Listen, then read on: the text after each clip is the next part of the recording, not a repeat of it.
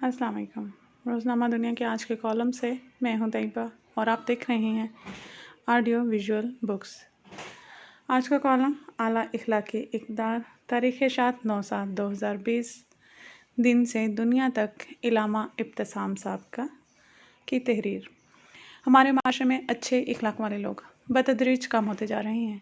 दूसरों से प्यार से पेश आने, उनकी खैर ख्वाही करने और उनकी दिलजोई करने के बजाय फ़ख्र गरूर करने और दूसरों को कमतर साबित करने का चलन माशरे में बढ़ता जा रहा है। ये बात देखने में आई है कि इल्म, मनसब और सरमाए में तरक्की के बाद लोगों की बड़ी तादाद दूसरों को हकीर समझना शुरू हो जाती है। किताब व सुन्नत ने जहाँ पर अकायद और इबादत के हवाले से इंसानों की कामिल रहनुमाई की है, वहीं पर आला इखलाकी इक़दार को भी ऐसा अंदाज में उजागर किया है। सूरह कलम की आयत नंबर 4 में नबी करीम सल्लल्लाहु अलैहि वसल्लम के इखलाक हुस्ना का जिक्र बहुत ही खूबसूरत अंदाज में बयान किया गया है। अल्लाह तबारक व तआला इरशाद फरमाते हैं, और बिलाशुबा आप यकीनन खुल्क अज़ीम पर फाइज हैं।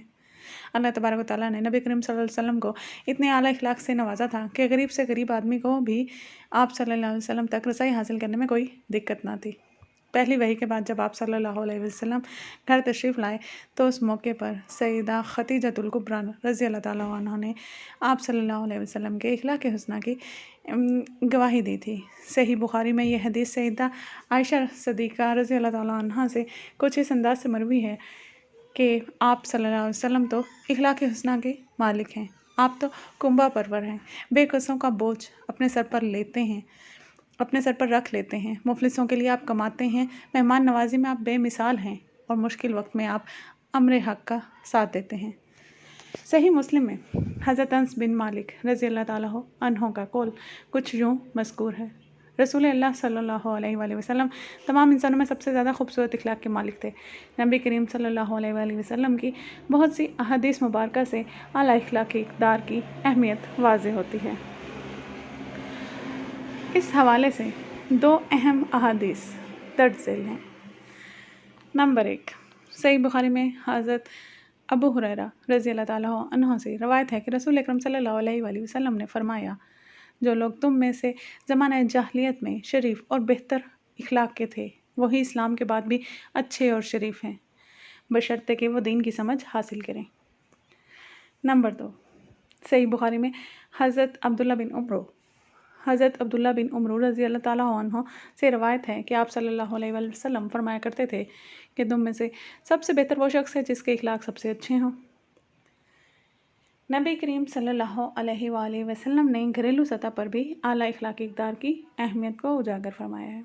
जामे तिर्मिज़ी में सैयदना अबू हुरैरा रज़ी अल्लाह ताला अन्हु से रवायत है कि रसूल अल्लाह सल्लल्लाहु अलैहि वसल्लम ने फरमाया, ईमान में सबसे कामिल मोमिन वो है जो सबसे बेहतर इखलाक वाला हो, और तुम में सबसे बेहतर वो है जो इखलाक में अपनी औरतों के हक़ में सबसे बेहतर हो। माशरे में आमतौर पर रिश्तेदारी, सरमाए, ओहदे और समाजी हैसियत की बुनियाद पर की जाती है, जबकि अहादीस मुबारका में इस हवाले से दीन और इखलाक की अहमियत को उजागर किया गया है। इस हवाले से अहम हदीस दर्ज झेल है।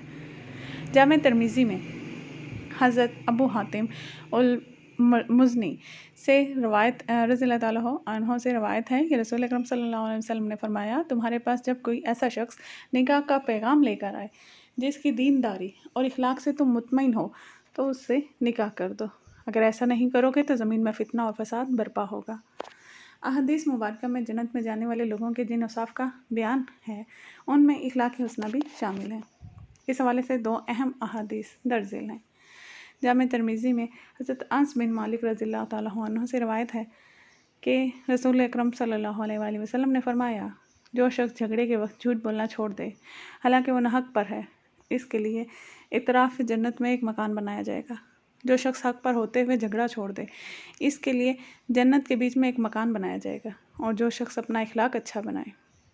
जामे तिर्मिज़ी में हज़रत अबू दुर्दा रज़ी अल्लाह ताला अन्हु से रवायत है कि नबी अकरम सल्लल्लाहु अलैहि वसल्लम ने फरमाया, क़यामत के दिन मोमिन के मिज़ान में इखलाक हुस्ना से भारी कोई चीज़ नहीं होगी, और अल्लाह ताला बेहया और बद ज़बान से नफ़रत करता है।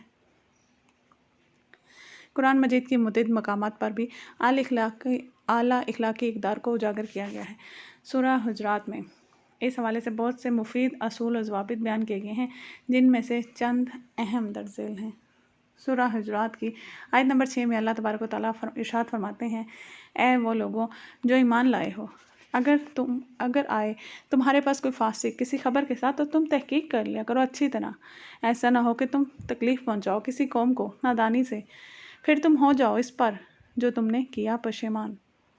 اس آیت مبارکہ سے یہ بات معلوم ہوتی ہے کہ اہل ایمان کو سنی سنائی باتوں کو آگے بڑھانے اور ان پر عمل کرنے سے قبل اچھی طرح تحقیق کر لینی چاہیے۔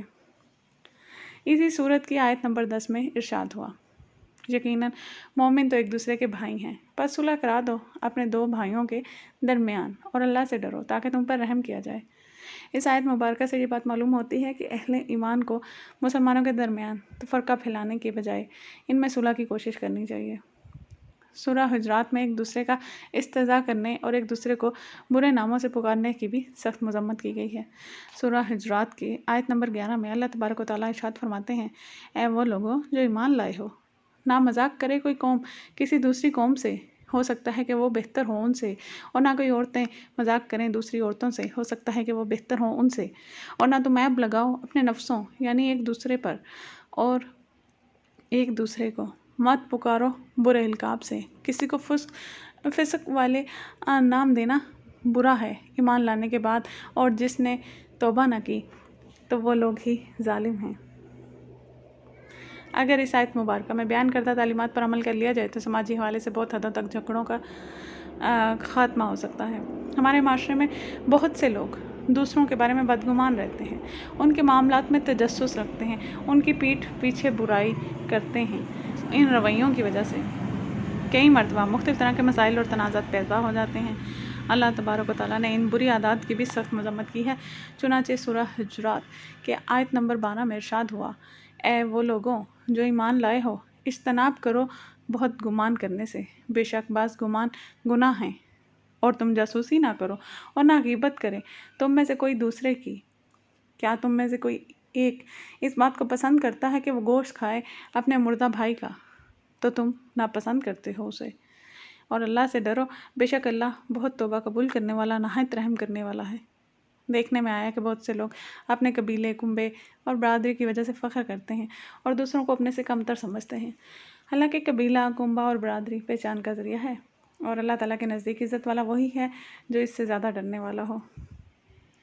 اس حقیقت کو اللہ تبارک و تعالیٰ نے سورۃ حجرات کی آیت نمبر 13 میں یوں بیان فرمایا، اے لوگوں بے شک ہم نے تمہیں پیدا کیا ایک مرد سے اور ایک عورت سے، ہم نے بنایا تمہیں قومیں اور قبیلے تاکہ تم ایک دوسرے کو پہچانو، بے شک اللہ کے نزدیک تم میں سے زیادہ عزت والا وہ ہے جو تم میں زیادہ تقوی والا ہے۔ اللہ تبارک و تعالیٰ نے سورۃ لقمان میں حضرت لقمان کی ان قیمتی نصیحتوں کا ذکر کیا ہے جو انہوں نے اپنے بیٹے کو کی تھیں۔ ان نصیحتوں میں جہاں پر اللہ تعالیٰ کے ذکر کے ساتھ شرک سے بچنے کی دعوت تھی، وہیں پر آپ نے اپنے بیٹے کو مثالی زندگی گزارنے کے بہت سے اہم اصولوں سے بھی آگاہ کیا، اور اس کے ساتھ ساتھ اچھے اخلاق کی تلقین کی۔ اخلاق عالیہ کے تلقین کے حوالے سے حضرت لقمان کے فرامین سورۃ لقمان کی آیت نمبر 18 اور 19 میں کچھ یوں مذکور ہیں، اور نہ پھلا اپنا رخسار لوگوں کے لیے اور مت چل زمین اکڑ کر، بے شک اللہ پسند نہیں کرتا ہر تکبر کرنے والے، فخر کرنے والے کو، اور میانہ روی رکھ اپنی چال میں اور پست رکھ اپنی آواز کو، بے شک بدترین آوازوں میں سے یقیناً گدھوں کی آواز ہے۔ سورۃ ضحیٰ کی آیت نمبر 9، 10، 11 میں بھی اللہ تبارک و تعالیٰ نے معاشرے کے پسے ہوئے لوگوں سے حسن سلوک اور اپنی نعمتوں کے بیان کی تلقین کی ہے۔ اللہ تبارک و تعالیٰ ارشاد فرماتے ہیں، پس رہا یتیم تو نہ سختی کیجیے اس پر، اور رہا سوال کرنے والا تو مت چھڑکیے اسے، اور جو نعمت ہے آپ کے رب کی تو بیان کیجیے اسے۔